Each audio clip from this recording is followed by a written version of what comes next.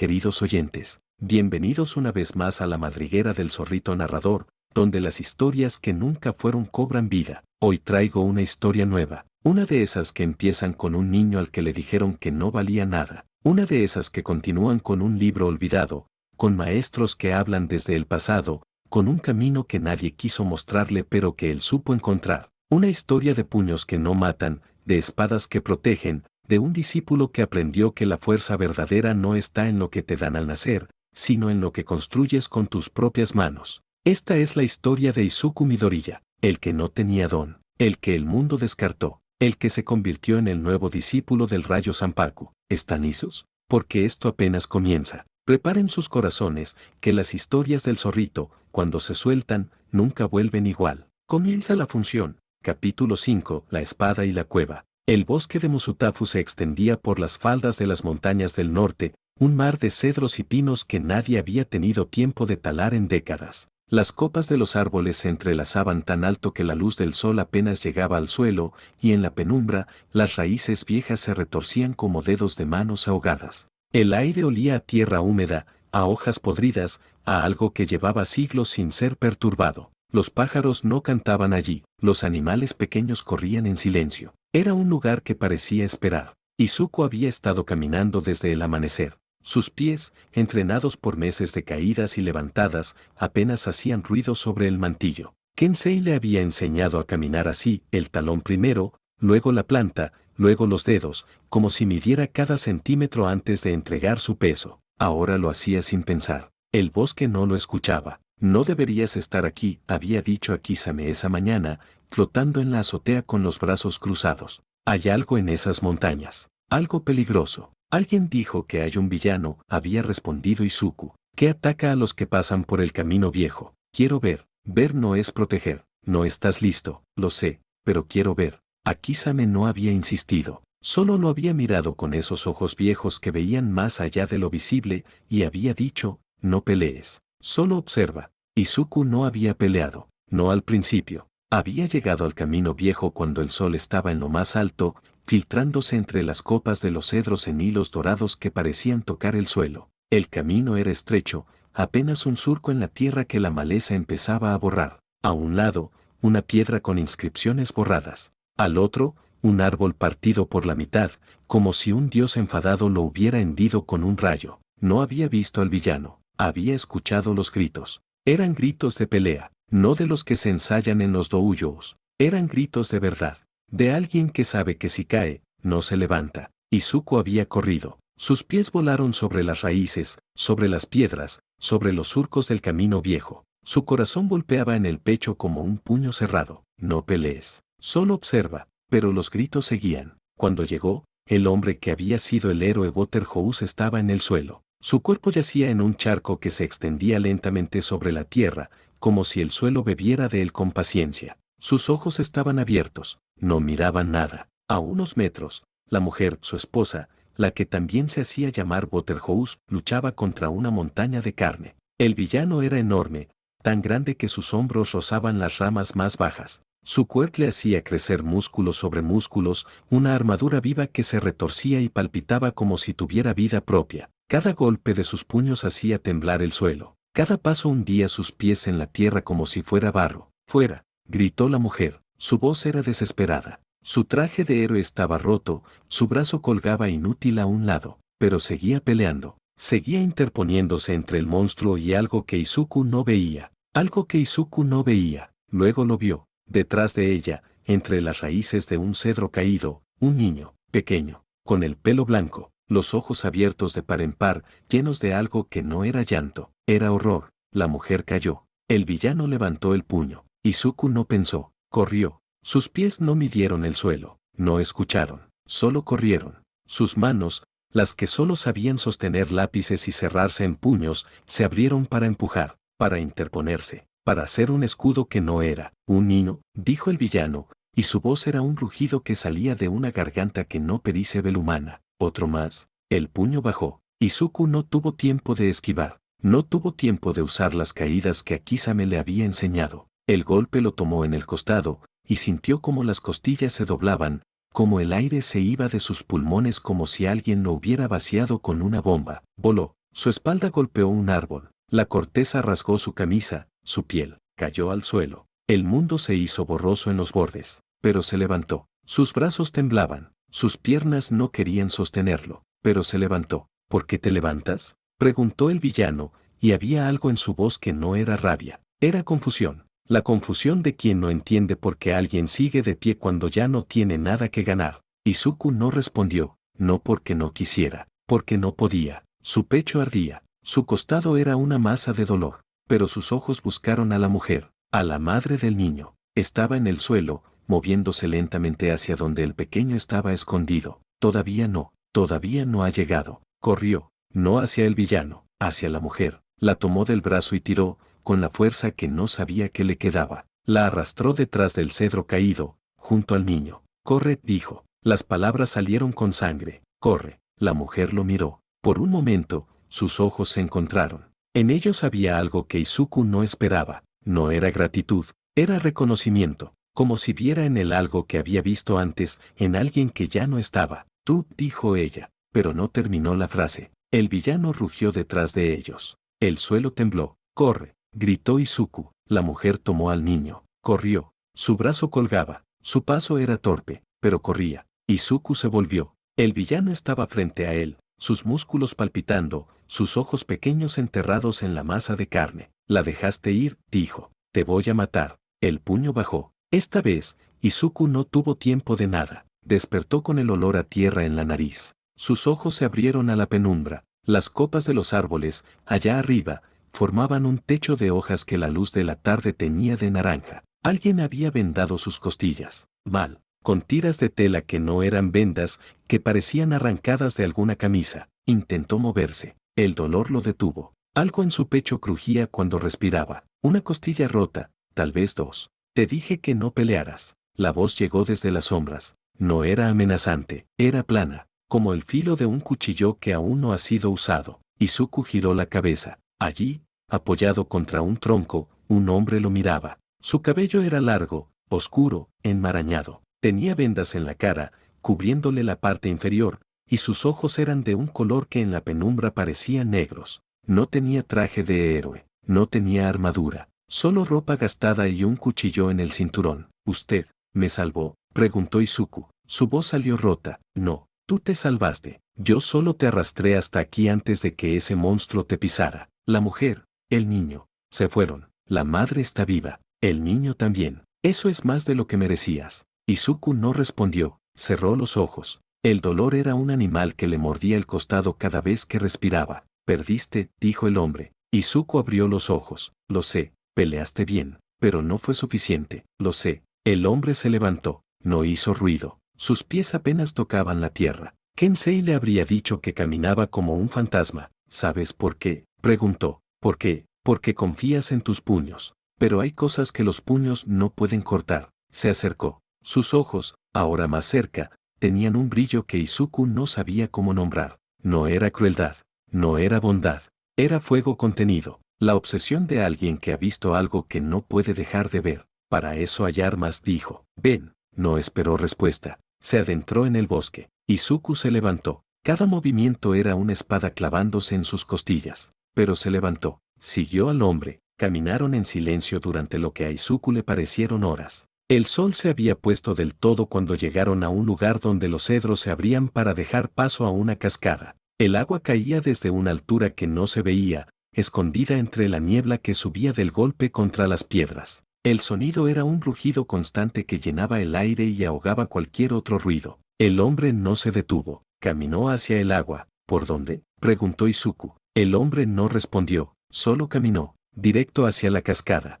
Izuku lo siguió. El agua lo golpeó en la cara, en el pecho, en las costillas rotas. El dolor lo cegó por un momento, pero siguió caminando. Un paso, otro. El agua se abría a su alrededor como si algo no quisiera que pasara. Y entonces, del otro lado, la cueva. Era más grande que cualquier habitación que Izuku hubiera visto. Las paredes eran de piedra negra, pulida por siglos de agua que ya no corría. En lo alto, pequeñas grietas dejaban entrar rayos de luna que parecían dedos de luz tocando el suelo. El aire era frío, seco, y olía a hierro viejo. En el centro, sobre una roca plana que parecía un altar, descansaba un libro. No era como los de Akisame o Kensei. No tenía una cubierta que intentara ocultar lo que era. Era de cuero negro también, pero en su lomo, el símbolo de una espada y una hoja de ginkgo entrelazadas brillaba con un reflejo que no venía de ninguna luz. Al lado, una katana estaba clavada en la piedra. Su hoja era tan oscura que parecía beber la luz que la tocaba. El hombre se detuvo en la entrada. Ese libro busca discípulo, dijo. Su voz sonaba diferente allí, más pequeña, como si la cueva le quitara el eco a propósito. Yo lo intenté, me rechazó. Izuku lo miró. ¿Por qué? No lo sé. Dijo que mi justicia mata. La palabra cayó entre ellos. Izuku sintió algo frío recorrerle la espalda. No era miedo, era otra cosa. Era la certeza de que ese hombre, ese extraño que lo había vendado y arrastrado fuera del bosque, era alguien que había estado en un lugar donde las decisiones no tenían vuelta atrás. ¿Por qué me trajo aquí?, preguntó Izuku. El hombre no respondió de inmediato. Miró la katana clavada en la piedra. La luz de la luna que entraba por las grietas parecía detenerse en su hoja, como si no se atreviera a tocarla. Porque vi cómo peleaste, dijo finalmente, cómo te interpusiste, cómo la dejaste ir. No fue por justicia, fue por algo más. Se volvió hacia Izuku. Sus ojos, a la luz de la luna, tenían un brillo que no era el de antes. Tal vez tú tengas algo que yo no. Se apartó, dejó el paso libre hacia la roca. Izuku caminó. Sus pies apenas tocaban el suelo. No sabía si era por lo que Kensei le había enseñado o porque algo en la cueva lo empujaba. Cada paso era más ligero que el anterior. El dolor en sus costillas parecía haberse ido, o tal vez su cuerpo lo había olvidado por un momento. Se detuvo frente a la roca. El libro estaba allí, cerrado, sus páginas esperando. La katana, clavada en la piedra, temblaba. Era un temblor pequeño, apenas visible, como si algo dentro de ella hubiera estado dormido y ahora despertara. Tocó el libro. La katana se desclavó sola, cayó a sus pies con un golpe metálico que resonó en la cueva como un latido. Y entonces, la figura, no era como Akisame, no era como Kensei, era una mujer pequeña, de rostro serio, con el cabello oscuro recogido en una cola baja. Llevaba un kimono gastado y un ratón blanco en el hombro que la miraba con ojos negros como botones. Flotaba sobre la roca con las piernas cruzadas, pero no había nada relajado en ella. Era como la katana que acababa de caer, quieta, afilada, esperando. ¿Por qué has venido?, preguntó. Su voz era pausada, cada palabra separada de la siguiente como si tuviera que medir el espacio entre ellas. Izuku sintió que la garganta se le cerraba, no por miedo, porque la respuesta que tenía no sabía si era suficiente. Perdí, dijo. ¿Perdiste? No pude proteger a alguien. Mis manos no fueron suficientes. ¿Y por eso viniste? Quiero aprender a usar la espada, no para matar, para cortar lo que amenaza, para no perder a nadie más. El silencio que siguió fue largo. La mujer lo miraba con unos ojos que parecían ver más allá de lo que sus palabras decían. El ratón en su hombro se movió, se acurrucó contra su cuello, y ella lo acarició con un dedo sin dejar de mirar a Izuku. San, vino antes, dijo. Su voz no cambió, pero algo en ella se hizo más profundo. Quería la espada, para justicia, pero su justicia mata. Yo no quiero matar, lo sé, por eso, estás aquí. La katana en el suelo brilló. No era un reflejo, era una luz que salía de ella, tenue, como si algo dentro hubiera estado esperando. Las armas, dijo Sigure, no son para cobardes, tampoco para los que buscan fuerza fácil. Las armas son parte de ti. El arma no es buena ni mala, lo que importa es por qué la usas. Izuku se arrodilló, no por dolor, porque era lo que había que hacer. Tomó la katana. Era más pesada de lo que parecía. Sus manos temblaron, pero no la soltaron. Te enseñaré, dijo Sigure, pero no esperes que sea fácil. Lo sé. Sigure asintió. Luego, sus ojos se fueron hacia la entrada de la cueva, hacia donde el hombre de las vendas seguía observando. San. Él no respondió. No encontraste lo que buscabas. No, dijo él. Su voz no tenía rencor, solo algo que podía ser aceptación. Pero él sí, se dio media vuelta. Su silueta se perdió detrás de la cortina de agua. Izuku quiso llamarlo. Quiso preguntar su nombre, de dónde venía, por qué lo había ayudado. Pero las palabras no salieron. Solo miró cómo se iba, cómo la cascada lo tragaba, cómo el sonido del agua borraba sus pasos. Sigure habló desde detrás de él. Ese hombre busca algo que no sabe nombrar. Tú ya lo sabes. Izuku apretó la katana. El filo era frío contra sus dedos. ¿Qué busco? Proteger, dijo Sigure. Eso es más difícil que matar. Afuera, la cascada seguía cayendo. La luna, que se había asomado entre las nubes, volvió a esconderse. En la cueva, solo quedó el sonido del agua y la respiración de un niño que sostenía una espada por primera vez. El nido estaba en silencio cuando Incomidorilla colgó el teléfono por quinta vez. Afuera, las luces de la ciudad parpadeaban en la noche. Adentro, las sillas de plástico blanco estaban vacías, la mesa larga estaba limpia, y el jarrón con flores que ella ponía cada semana tenía los pétalos ya mustios. No contesta, dijo en voz alta, a nadie. Sato Michiko, que había llegado con su hijo para que Izuku le enseñara a respirar otra vez, la miró desde la puerta. Izuku se fue esta mañana. Dijo que iba a dar un paseo. No ha vuelto. ¿Cuánto tiempo? Horas. Sato se sentó en una silla. Kenji,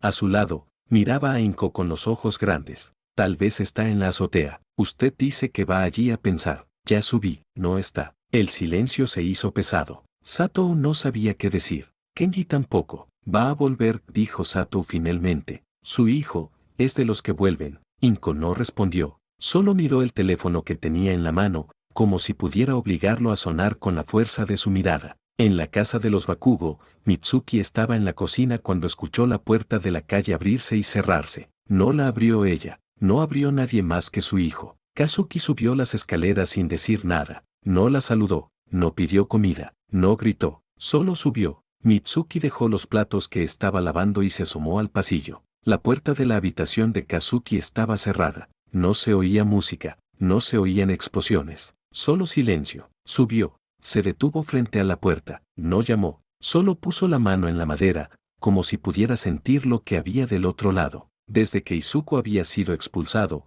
algo había cambiado en su hijo. No de golpe, poco a poco, las explosiones eran menos, los gritos, más raros. Y ahora, este silencio que no era el silencio de antes. Antes era amenaza, ahora era otra cosa. Algo que Mitsuki no sabía cómo nombrar. Bajó sin llamar. En la cocina, el agua seguía corriendo. Cerró la canilla. Se quedó un momento con las manos en el borde de la pileta, mirando el reflejo de la luz en el agua quieta. No dijo nada, pero algo en su pecho se aligeró. No porque supiera que Kazuki iba a estar bien, sino porque, por primera vez, creía que podía estarlo. En la sala de la casa de los Midoriya, la televisión seguía encendida. Inko la había dejado prendida sin querer, y ahora las noticias llenaban el espacio vacío con voces que no escuchaba. Un nuevo vigilante en las calles de Osu. Testigos reportan a un hombre armado con espadas que ataca a héroes que considera corruptos. Aún no hay heridos mortales, pero las autoridades advierten que podría escalar. Inko no miraba la pantalla. Sus ojos estaban en el teléfono, que seguía sin sonar. Se hace llamar Stan, y al parecer actúa solo. Sus motivaciones no están claras, pero algunos lo ven como una amenaza al orden establecido. La imagen de un hombre de cabello largo y vendas en la cara apareció en la pantalla, borrosa, tomada desde lejos. Inko no la vio, estaba mirando el teléfono. Se recomienda a los ciudadanos no acercarse a este individuo. Si lo ven, contacten a las autoridades. Inko apagó la tele, la pantalla quedó negra. Su reflejo, borroso, la miraba desde el vidrio. Vuelve, dijo en voz baja. Por favor, vuelve. El teléfono no sonó. La casa siguió en silencio. En la cueva detrás de la cascada, Izuku seguía arrodillado. La katana descansaba sobre sus rodillas. Sigure flotaba frente a él, con el ratón en el hombro, observándolo. No te enseñaré a pelear, dijo. No todavía. ¿Entonces qué? A sostener. Izuku la miró. Sostener es lo primero. La espada no es un brazo que se alarga. Es otro cuerpo. Si no sabes sostenerla, no sabes usarla. Sigure descendió hasta quedar a su altura. Extendió su mano, que era traslúcida, hecha de luz y memoria, y tocó la katana por encima de las manos de Izuku. Siente el peso, dijo. No es solo metal. Es la voluntad de quien la forjó, de quien la usó, de quien la dejó aquí, esperando. Izuku cerró los ojos. La katana era fría, pesada. Pero bajo sus dedos, algo vibraba, algo que no era el metal, algo que estaba dormido y empezaba a despertar. Cuando aprendas a sostenerla, dijo Sigure, te enseñaré a cortar, pero solo lo que debe ser cortado, nada más. ¿Y cómo sé lo que debe ser cortado? Eso, dijo Sigure, y por primera vez algo que parecía una sonrisa cruzó su rostro, eso ya lo sabes. Afuera, la cascada seguía cayendo. La luna, que se había escondido entre las nubes, volvió a salir. Su luz se filtró por las grietas de la cueva y tocó la katana, que brilló un instante, como si hubiera encontrado lo que buscaba. Fin del capítulo 5. Capítulo 6. El torneo de las sombras. El barrio de los mercados callejeros, donde Izuku había encontrado el libro de Kensei, era diferente de noche. Las mantas con mercancía se habían guardado, los toldos negros se habían plegado, y en su lugar habían aparecido otras cosas. Luces rojas que parpadeaban detrás de cortinas sucias. Hombres que fumaban en las esquinas sin mirarse entre ellos. Un olor a alcohol barato y a algo que se cocinaba en algún lugar, pero que no era comida. Izuku caminaba con las manos en los bolsillos, la cabeza baja, los pasos medidos. Kensei le había enseñado a caminar así, el talón primero, luego la planta, luego los dedos, como si midiera cada centímetro antes de entregar su peso. La noche no lo escuchaba. Había vuelto a ese barrio porque los hombres en la tienda de fideos habían hablado. No sabían que él escuchaba, nunca sabían. El torneo, había dicho uno, con la voz baja, como si nombrarlo ya fuera un riesgo. El campeón lleva 3 años. Nadie le ha ganado. ¿Y el premio? Un libro viejo, de artes marciales, dicen. Los que lo han visto cuentan que brilla en la oscuridad, pero nadie lo ha sacado de ahí. ¿Por qué? Porque para ganarlo, hay que vencer a Ken. El otro hombre había silbado. Piel de acero. Dicen que los golpes le rebotan como si nada. Izuku había pagado sus fideos y se había ido sin hacer ruido. Ahora estaba frente a un edificio que no tenía ventanas. La fachada era de ladrillos negros, con una puerta de metal que parecía más pesada de lo que debería. Al lado, una escalera bajaba hacia un sótano. Desde abajo, llegaba un rumor de voces y luces rojas que parpadeaban al ritmo de algo que no era música. ¿Qué haces aquí, chico? La voz salió de la sombra junto a la puerta. Un hombre grande, con una chaqueta que no podía cerrar sobre su pecho, lo miraba con los ojos entrecerrados. Vengo por el torneo, dijo Izuku. El hombre lo miró de arriba abajo. Vio la chaqueta gastada, los zapatos viejos, las manos sin callos. Vio a un niño que no debería estar allí. El torneo es para hombres. Vete a tu casa. Quiero inscribirme. El hombre se inclinó. Su aliento olía a tabaco y a algo más que Izuku no quiso identificar. Escúchame, mocoso, aquí no se juega. La gente viene a ver sangre. ¿Y tú? Tú vas a hacer sangre. Quiero inscribirme, repitió Izuku. El hombre lo miró por un largo momento. Luego, algo cambió en sus ojos. No era respeto. Era la certeza de que este chico iba a aprender una lección que no olvidaría. ¿Nombre? Izuku pensó un momento. No podía dar el suyo. Su madre no podía saber que estaba allí, los maestros tampoco. A Kisame le había dicho que no peleara, Kensei que observara, Sigure que sostuviera, pero él no estaba allí para pelear, estaba allí para ganar. El analista, dijo. El hombre soltó una risa corta y seca. Analista, claro, baja. Izuku bajó. El sótano era más grande que cualquier sótano que hubiera visto. Las paredes eran de piedra negra,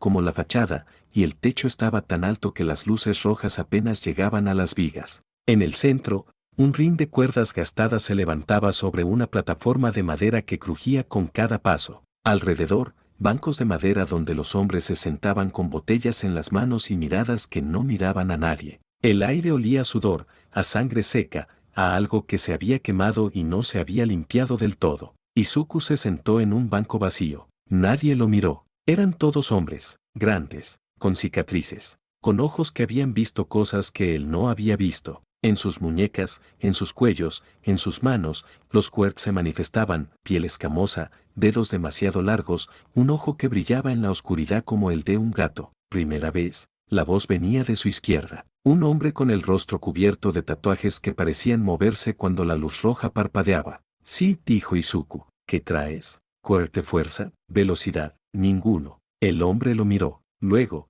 lentamente, sonrió. No era una sonrisa amable. Entonces sos valiente o estás loco. Quizás las dos. El hombre se rió. Era una risa áspera, que terminó en un carraspeo. Ken, dijo, señalando un rincón del sótano donde un hombre estaba sentado solo. Era enorme. Tan enorme que sus hombros tocaban a los que se sentaban a su lado, aunque había dejado un espacio vacío a cada costado. Su piel tenía un brillo metálico bajo las luces rojas. No miraba a nadie. No tenía que hacerlo. 3 años, dijo el hombre tatuado. 3 años sin que nadie le gane. Su quirk es piel de acero. Los golpes le rebotan. Los cuchillos no le cortan. La última vez que alguien le pegó, se rompió los nudillos. ¿Nadie le ha encontrado un punto débil? El hombre lo miró con algo que podía ser curiosidad. ¿Vos crees que tiene? Izuku no respondió. Sus ojos estaban fijos en Ken, en la forma en que se sentaba, en cómo apoyaba el peso sobre una pierna, no sobre las dos, en cómo,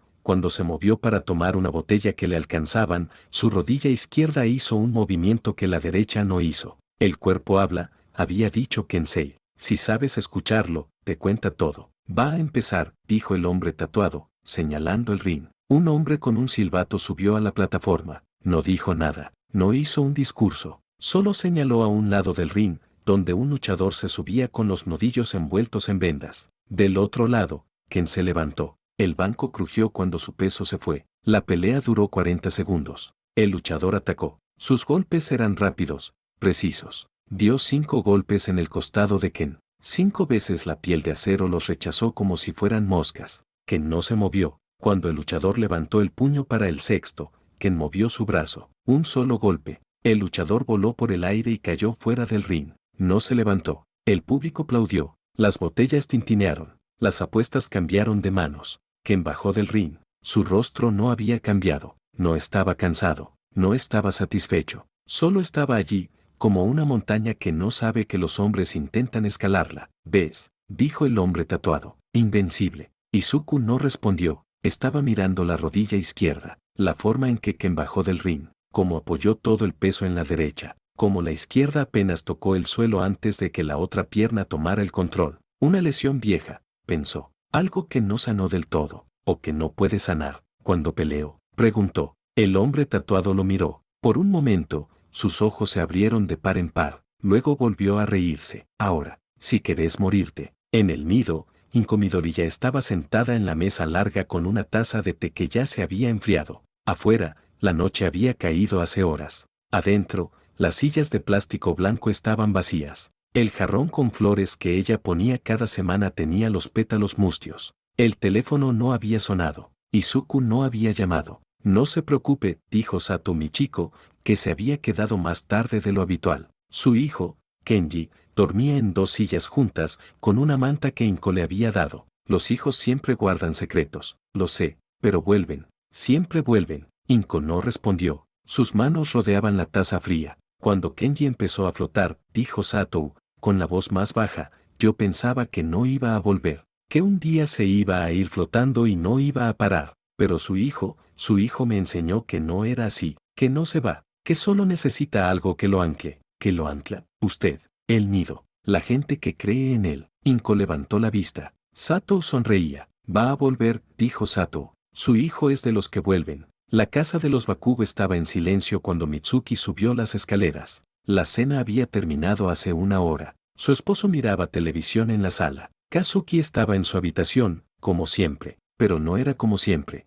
Mitsuki se detuvo frente a la puerta. No llamó. No tenía que llamar. Desde la expulsión de Izuku, algo había cambiado en su hijo. No era un cambio grande, no era un cambio rápido. Era como ver una grieta en una pared que antes era lisa. Al principio no la ves, pero un día la mirás y ya está ahí. Se asomó por la rendija de la puerta. Kazuki estaba sentado en el escritorio. No escribía, no dibujaba, no miraba el teléfono. Miraba por la ventana, hacia el lado donde estaba la casa de los Midoriya. Mitsuki bajó sin hacer ruido. En la cocina, su esposo la miró con una pregunta en los ojos. Ella negó con la cabeza, no dijo nada, pero algo en su pecho se aligeró. En el sótano de luces rojas, Izuku subió al ring. Las risas empezaron antes de que llegara al centro. Eran risas de hombres que habían visto muchas peleas, mucha sangre, muchos niños que creían que podían ser algo y no eran nada. Las botellas se alzaban para señalar. Las apuestas, que ya estaban todas en contra de él, se hicieron más altas.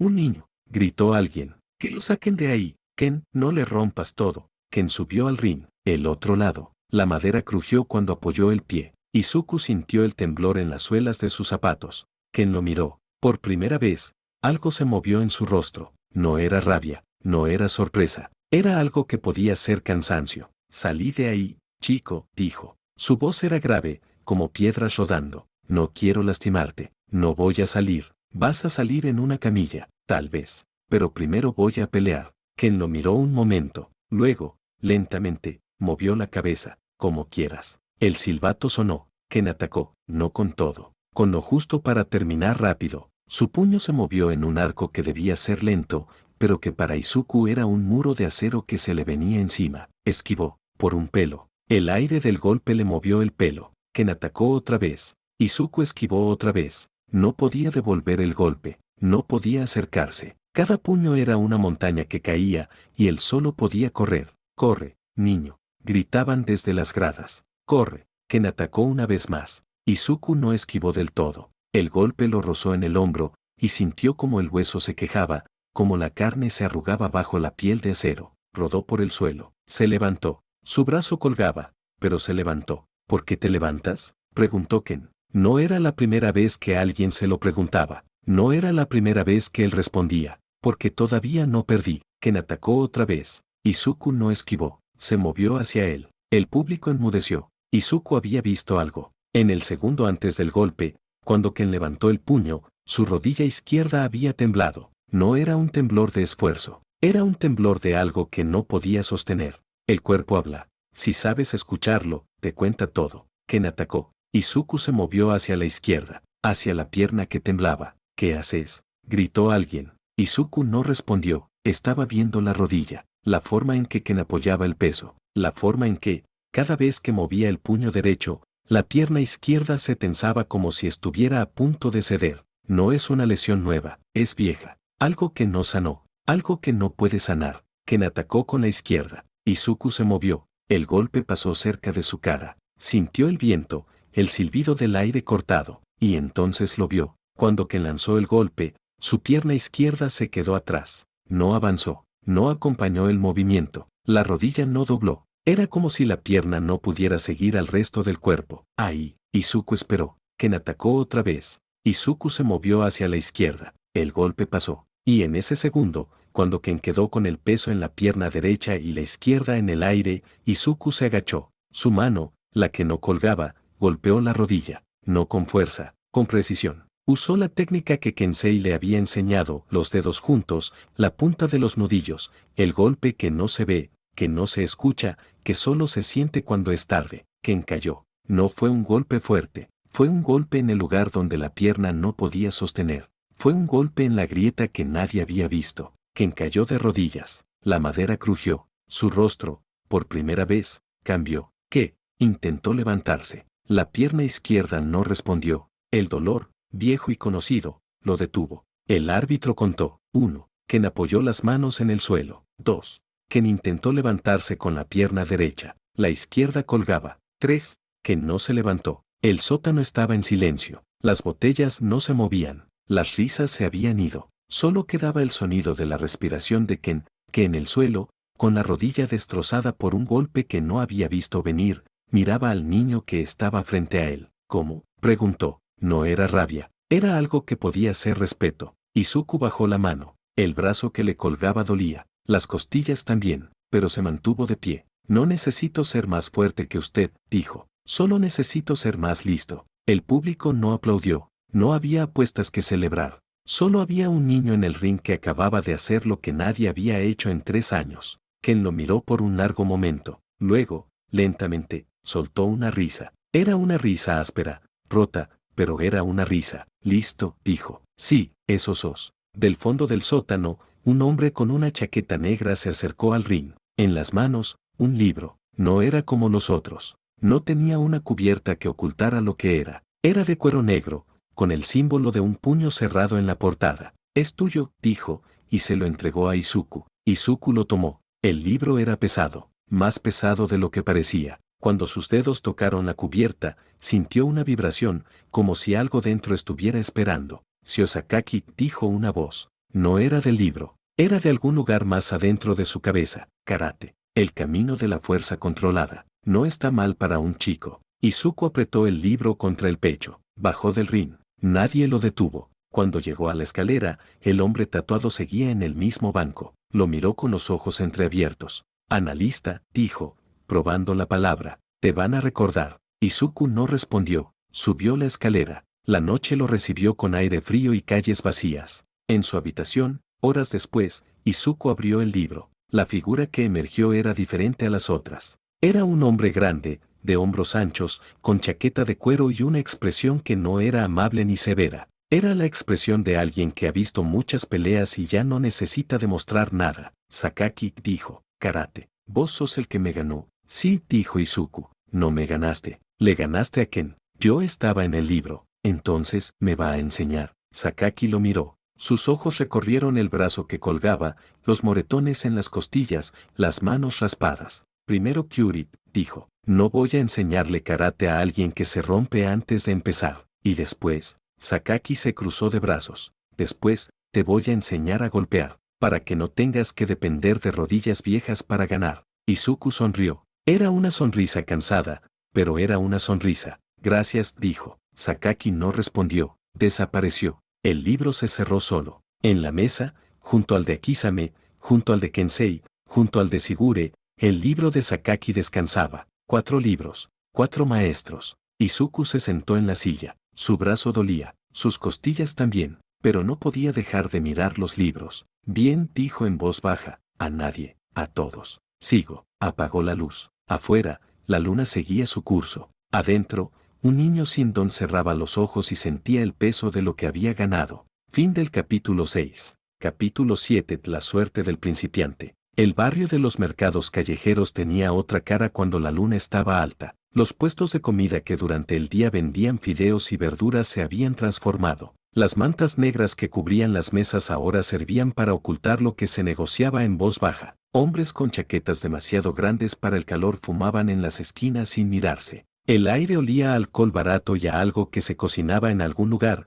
pero que no era comida. Izuku caminaba entre las sombras con los pies que Kensei le había enseñado a usar. El talón primero, luego la planta, luego los dedos. El barrio no lo escuchaba. Llevaba la misma chaqueta gastada de la vez anterior, las mismas zapatillas viejas, pero algo en él había cambiado. No era su cuerpo, que seguía siendo el de un niño de 13 años. Era la forma en que caminaba, la forma en que sus ojos recorrían los callejones sin detenerse, la forma en que los hombres que fumaban en las esquinas lo miraban pasar y no decían nada. Había pasado un mes desde el torneo de Ken, un mes de entrenar con 4 maestros. Akizame seguía haciéndolo caer una y otra vez en la azotea hasta que sus costillas aprendieron a girar antes de tocar el suelo. Kensei lo hacía caminar por la habitación con los ojos cerrados hasta que sus pies supieron dónde apoyarse sin que él pensara. Sigure lo hacía sostener la katana frente a la pared durante horas, los brazos temblando, hasta que el peso dejó de ser un peso y empezó a ser una extensión de sus manos. Y Sakaki, el último en llegar,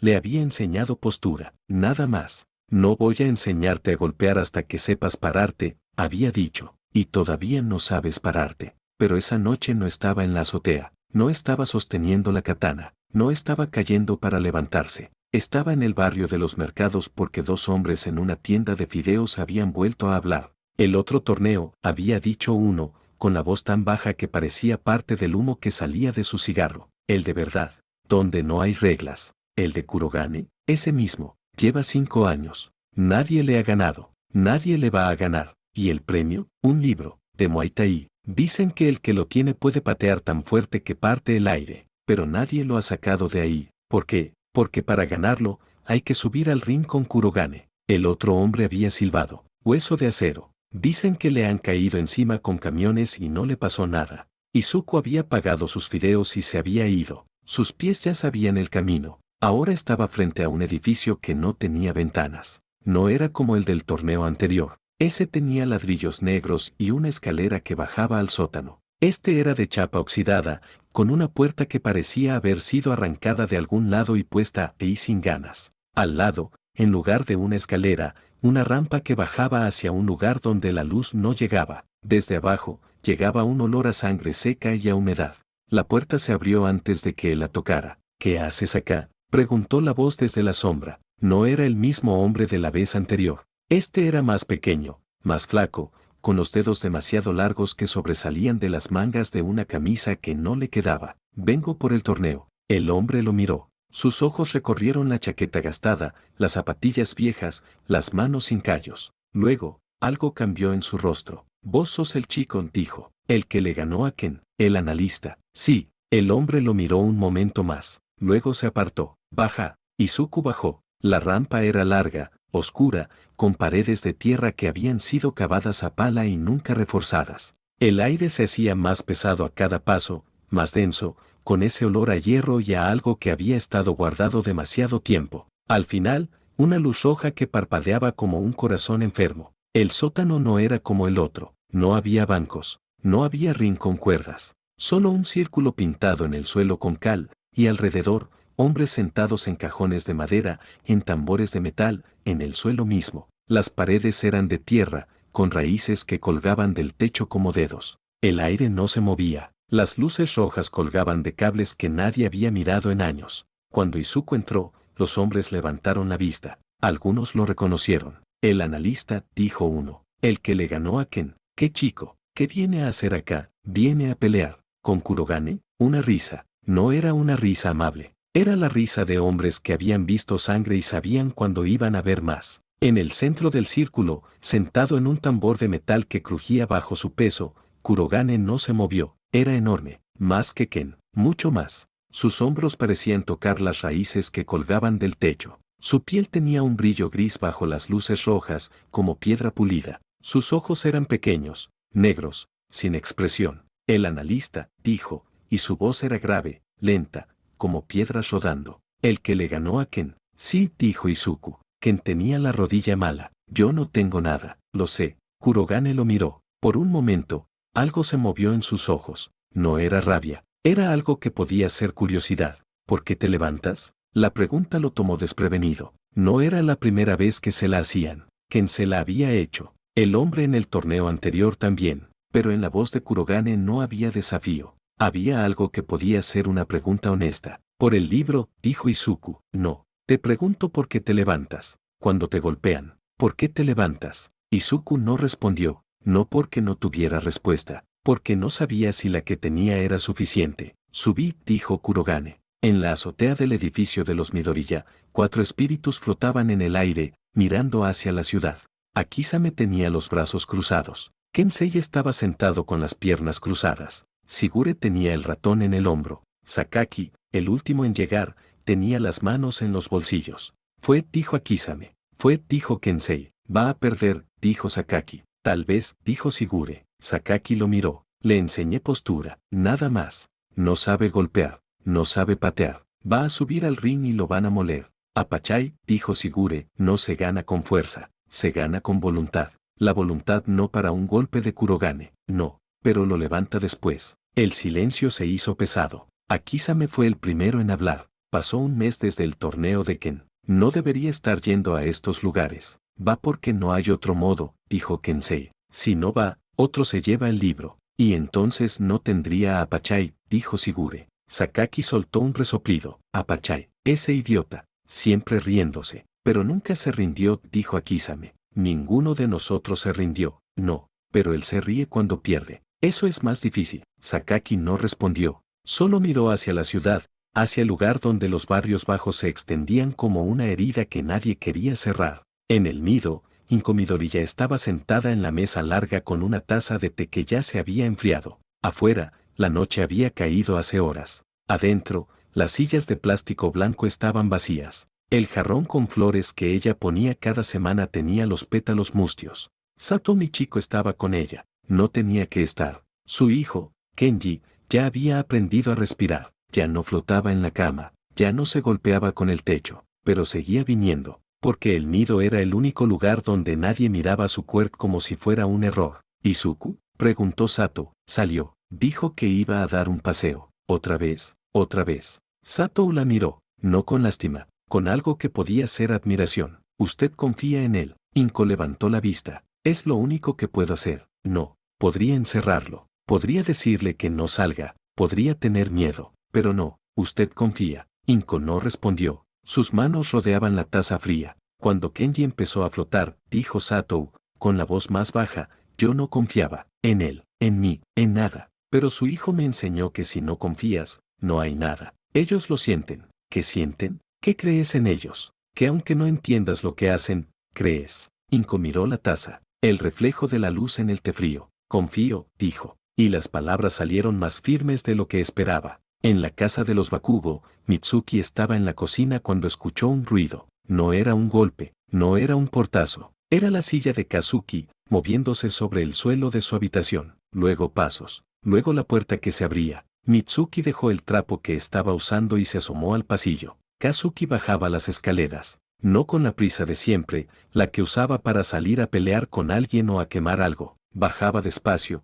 con las manos en los bolsillos, los hombros caídos. No miró a su madre. Abrió la puerta de la calle y salió. Mitsuki se quedó en el pasillo, con el trapo en la mano. Kazuki, llamó su esposo desde la sala. Salió. ¿A dónde? No sé. Mitsuki volvió a la cocina. El agua seguía corriendo en la pileta. La cerró. Se quedó un momento con las manos en el borde, mirando el reflejo de la luz en el agua quieta. No sabía a dónde había ido su hijo, pero algo en su pecho le decía que no iba a pelear. ¿Qué iba a mirar? Que desde que Izuku había sido expulsado, algo en Kazuki se había roto, y ahora solo sabía mirar hacia el lugar donde el otro estaba. En el sótano de paredes de tierra, Izuku subió al círculo pintado con calorías. Las risas empezaron antes de que llegara al centro. Eran las mismas risas del torneo anterior, pero más ásperas, más viejas. Hombres que habían visto muchas peleas, mucha sangre, muchos niños que creían que podían ser algo y no eran nada. Pero esta vez no había apuestas.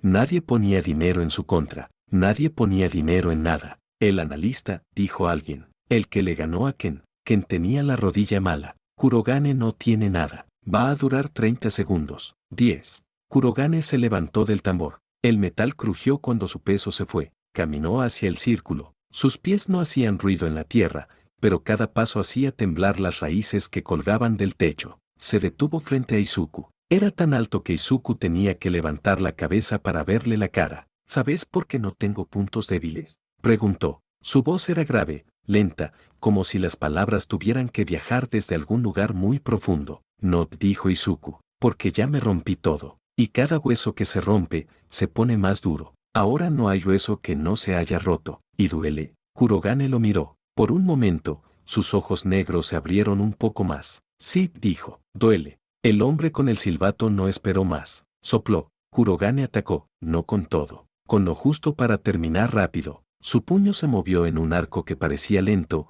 pero que para Izuku era una montaña cayendo. Esquivó, por un pelo. El aire del golpe le movió el pelo. Kurogane atacó otra vez. Izuku esquivó otra vez. No podía devolver el golpe. No podía acercarse. Sus manos, que habían encontrado la rodilla de Ken, no tenían dónde golpear. Todo en Kurogane era piedra. «¡Corres!», gritó alguien. «¡Corre, analista!». Kurogane atacó una vez más. Izuku no esquivó del todo. El golpe lo rozó en el hombro, y sintió como el hueso se quejaba, como la carne se arrugaba bajo la piel de acero. Cayó, rodó, se levantó. ¿Por qué te levantas?, preguntó Kurogane. No era la primera vez que alguien se lo preguntaba. No era la primera vez que él respondía. Por el libro. No. Eso es lo que querés. No porque te levantas. Izuku no respondió, no porque no tuviera respuesta, porque en ese momento, con el hombro ardiendo, con la sangre que le corría por el brazo, no sabía si la que tenía era suficiente. Kurogane atacó otra vez.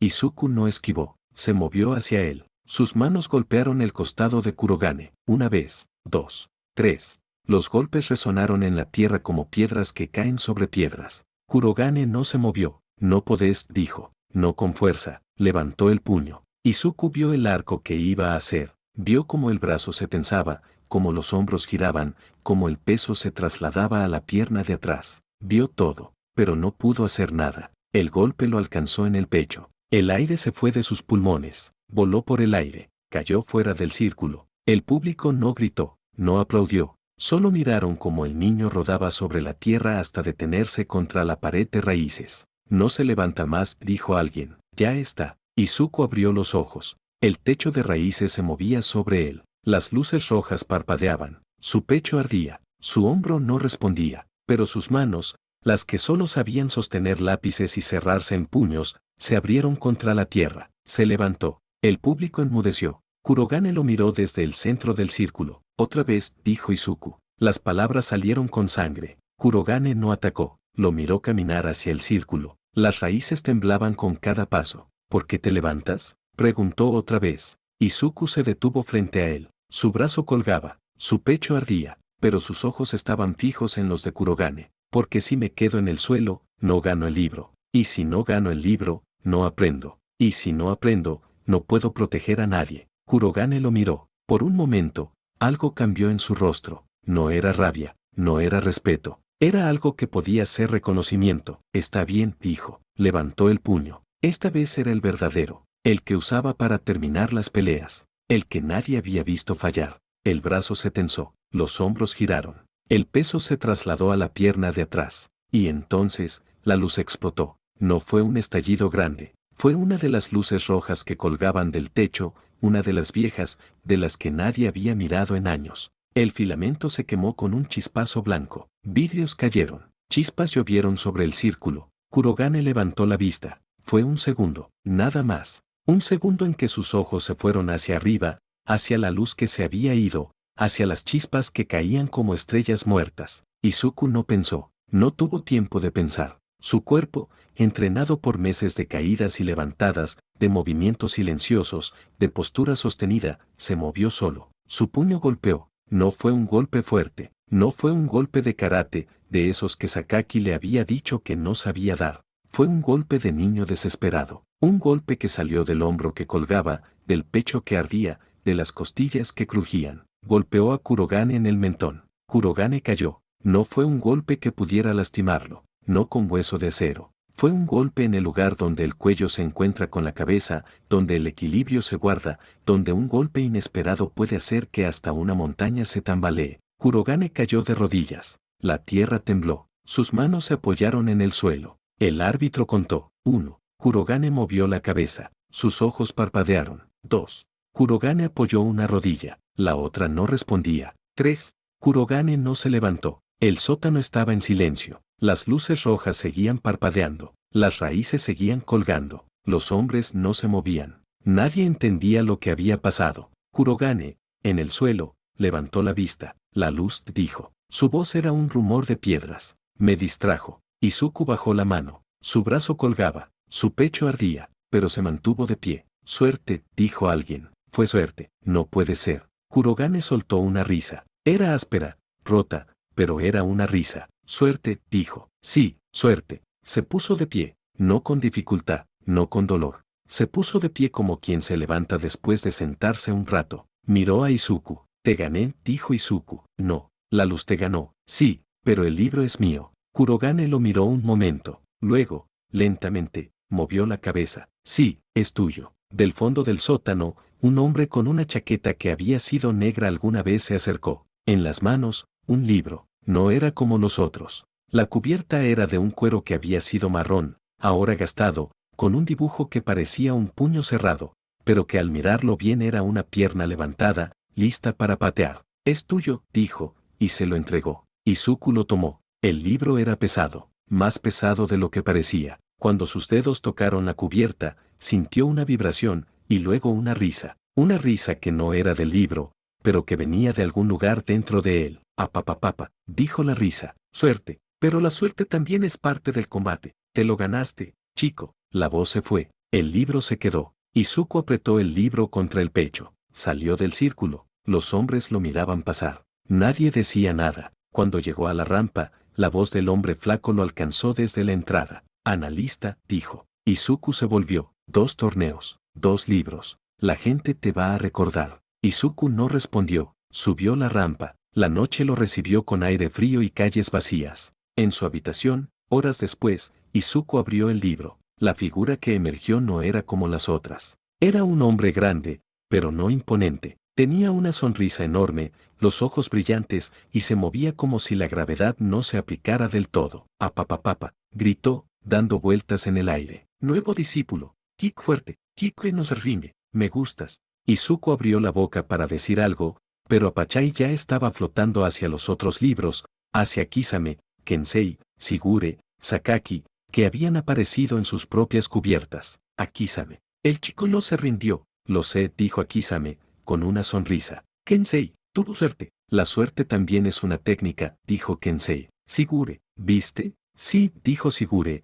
con el ratón en el hombro. Sí, Sakaki, ¿viste que se levantó? Sakaki lo miró. Por un momento, su rostro no cambió. Luego, lentamente, movió la cabeza. Se levantó, dijo. No sabía pelear, pero se levantó. Apachai se detuvo en el aire. Su sonrisa, por un momento, se hizo más suave. Eso es lo importante, dijo. No sabía pelear, pero no se rindió. Se volvió hacia Izuku. Mañana empezamos. Mañana, dijo Izuku. Su brazo colgaba, su pecho ardía. Duele. El dolor es bueno, gritó Apachai, recuperando su energía. Significa que estás vivo. Mañana empezamos a patear árboles, a patear paredes, a patear todo. Apachai, dijo Akizame con calma, tiene el brazo lastimado. Entonces patea con el otro. Akizame suspiró. Kensei se rió. Sigure acarició a su ratón. Sakaki cruzó los brazos. Y en medio de ellos, Izuku se sentó en la silla de su escritorio, con el libro de Apachai sobre las rodillas, y sonrió.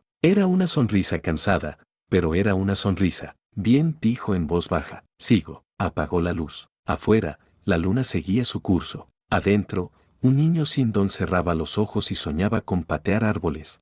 Fin del capítulo 7. Capítulo 8. El discípulo que vino del pasado. La azotea del edificio de los Midoriya estaba desierta cuando Izuku subió esa mañana. El sol aún no había salido, y el cielo era una mezcla de grises y azules profundos que se reflejaban en los vidrios de los edificios altos. El viento soplaba con fuerza, moviendo las antenas de televisión y las sábanas que alguien había dejado tendidas en la azotea de al lado. En el suelo de cemento áspero, las marcas de sus entrenamientos seguían allí, pequeños surcos donde sus pies habían girado, manchas oscuras donde sus rodillas habían golpeado. 5 libros descansaban en su habitación, abajo. Akizame, Kensei, Sigure, Sakaki, Apachai. 5 maestros que lo habían encontrado, cada uno a su manera. Pero esa mañana, Izuku había subido solo. Quería pensar, quería recordar. La puerta de la azotea se abrió detrás de él. No hizo ruido. Kensei le había enseñado a caminar así, y ahora reconocía ese sonido, o la falta de él, en otros. Se volvió.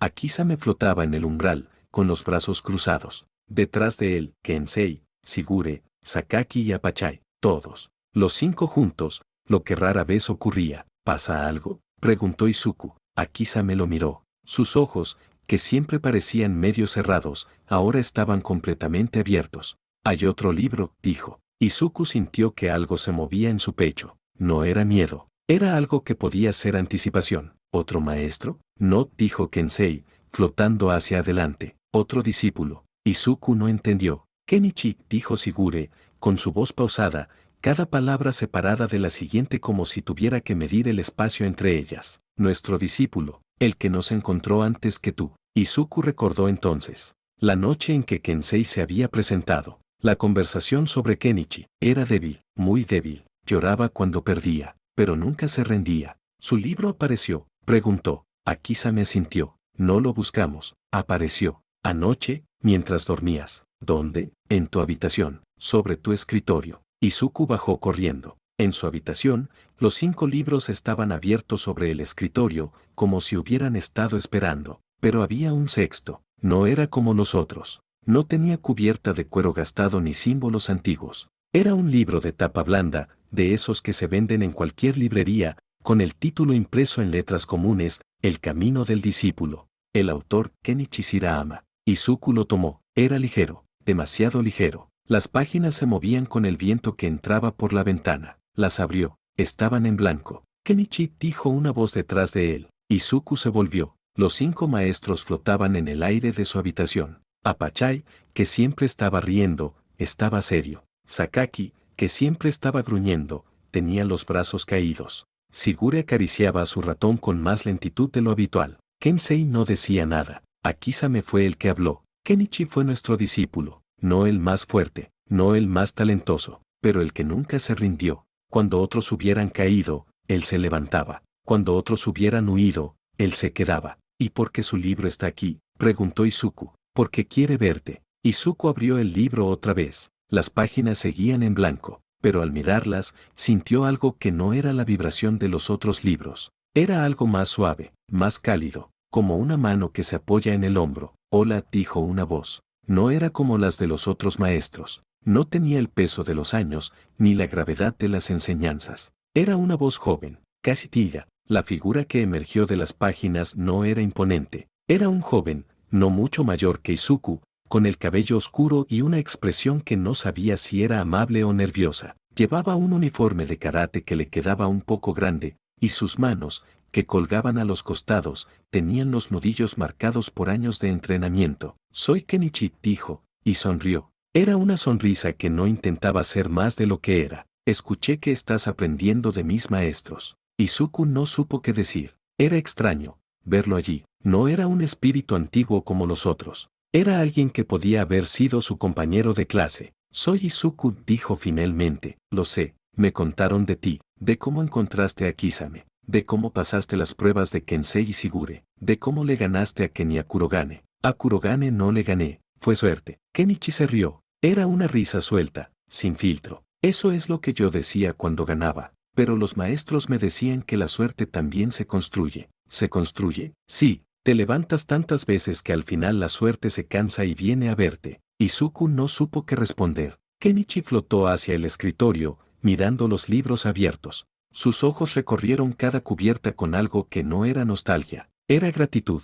Ellos me cambiaron, dijo, con la voz más baja. Yo era débil, muy débil. Me pegaban en la escuela. Me decían que no servía, que nunca iba a ser nadie. Como a mí, dijo Izuku. Kenichi volvió, lo miró. Por un momento, sus ojos no eran los de un espíritu, eran los de alguien que había estado en el mismo lugar. Sí, como a ti. El silencio se extendió. Afuera, el sol empezaba a asomar entre los edificios. Los maestros no decían nada. No vine a enseñarte una técnica nueva, dijo Kenichi. Mis maestros ya te están enseñando todo lo que yo aprendí. Entonces, vine a decirte que se puede, que aunque no tengas nada al principio, aunque te caigas 1000 veces, al final se puede. ¿Y cómo sabes que voy a llegar al final? Kenichi sonrió. Era la misma sonrisa de antes, pero ahora había algo más en ella, algo que no era para él. Porque ya llegaste más lejos que yo a tu edad.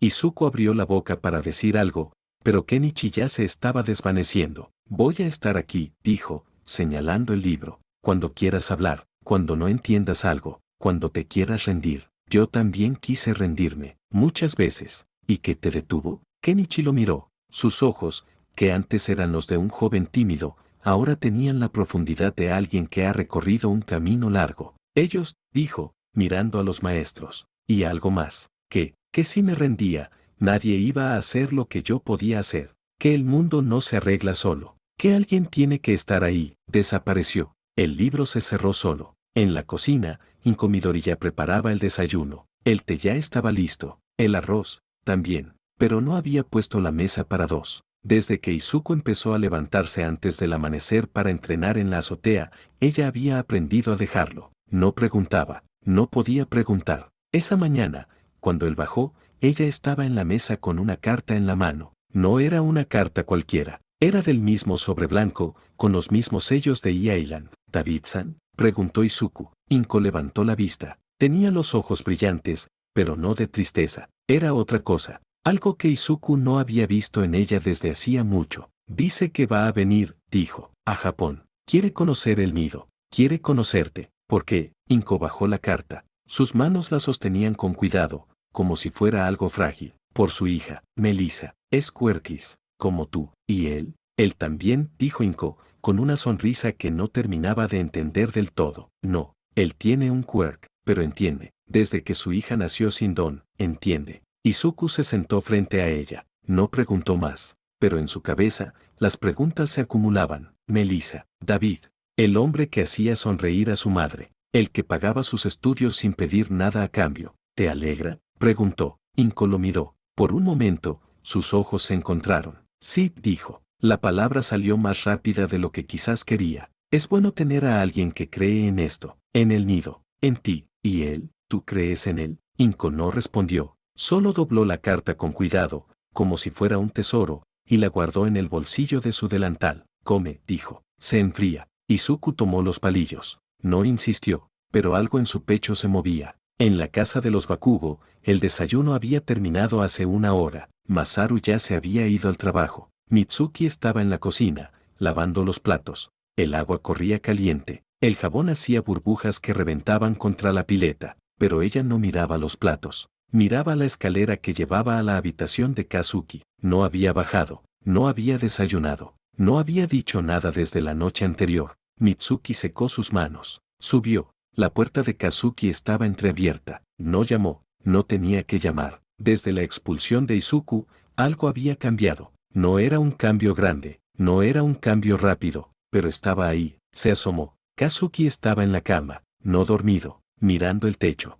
Sus manos, que antes siempre estaban apretadas, ahora descansaban sobre la colcha. Sus ojos, que antes siempre estaban buscando algo contra lo que chocar, ahora estaban quietos. ¿No vas a la escuela?, preguntó Mitsuki. Voy. Entonces levántate. Kazuki no se movió. Mamá. ¿Qué? Silencio. Luego, con una voz que no era la de siempre, la que gritaba, la que explotaba, sino otra, más pequeña. ¿Dónde está Deku? Mitsuki sintió que algo se le clavaba en el pecho. No era la primera vez que Kazuki preguntaba por Izuku, pero antes era para humillarlo, para reírse de él. Ahora no, ahora era otra cosa, algo que ella no sabía cómo nombrar. En su casa, dijo, estudiando. ¿No va a la escuela? No, ya sabes que lo echaron. Kazuki no dijo nada más. Solo se levantó, se vistió y bajó sin desayunar. Mitsuki se quedó en la puerta, con las manos todavía húmedas, mirando el lugar donde su hijo había estado. En la azotea, esa noche, Izuku se sentó en el borde con las piernas colgando. Abajo, las luces de la ciudad parpadeaban. Las calles estaban vacías. Las ventanas de los edificios altos se apagaban una por una. Era la hora en que la ciudad dormía. El libro de Kenichi estaba abierto a su lado, no en blanco, ahora tenía palabras. El camino del discípulo, decía la primera página. No es el más fuerte el que llega, es el que nunca deja de caminar. Kenichi-san, dijo Izuku en voz baja. La figura apareció a su lado. Flotaba sobre el borde de la azotea con las piernas cruzadas, mirando la ciudad como si la estuviera viendo por primera vez. ¿No puedes dormir?, preguntó. Estaba pensando. ¿En qué? En lo que dijo. Que si me rendía, nadie iba a hacer lo que yo podía hacer. ¿Qué era lo que usted podía hacer que otros no? Kenichi no respondió de inmediato. Miró la ciudad, las luces que parpadeaban como estrellas que no sabían que era de noche. No lo sé, dijo finalmente. Creo que era estar ahí. Cuando otros se iban,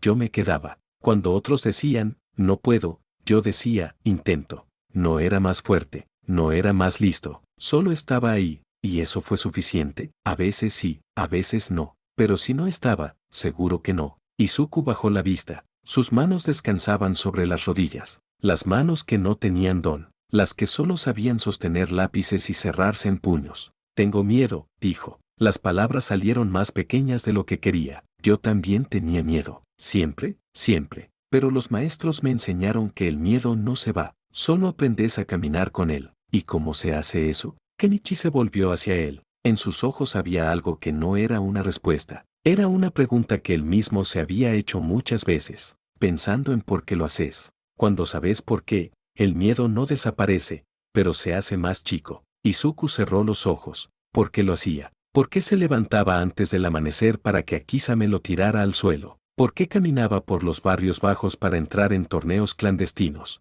¿Por qué sostenía la katana hasta que sus brazos temblaban? ¿Por qué se levantaba cada vez que caía? Por su madre, por el nido, por los que como él habían sido mirados como menos, por los que no tenían don pero tenían miedo, por los que no sabían que podían levantarse. Ya sé, dijo. Kenichi rió. Entonces seguí caminando. Desapareció. El libro se cerró solo. Las luces de la ciudad seguían parpadeando abajo. El viento seguía moviendo las antenas de televisión. Izuku se quedó un momento en el borde de la azotea. Luego se levantó. Cerró el libro. Bajó. En su habitación, los 6 libros estaban alineados en el escritorio. Akisame, Kensei, Shigure, Sakaki, Apachai, Kenichi. 6 maestros que lo habían encontrado, cada uno a su manera. Apagó la luz. En la oscuridad, los libros brillaban con un resplandor tenue, como brasas que no se apagan del todo. Mañana, dijo en voz baja, a nadie, a todos. Mañana sigo. Afuera, la luna seguía su curso. Adentro, un niño sin don cerraba los ojos y sentía el peso de lo que llevaba. No era ligero, pero ya no era una carga. Fin del capítulo 8.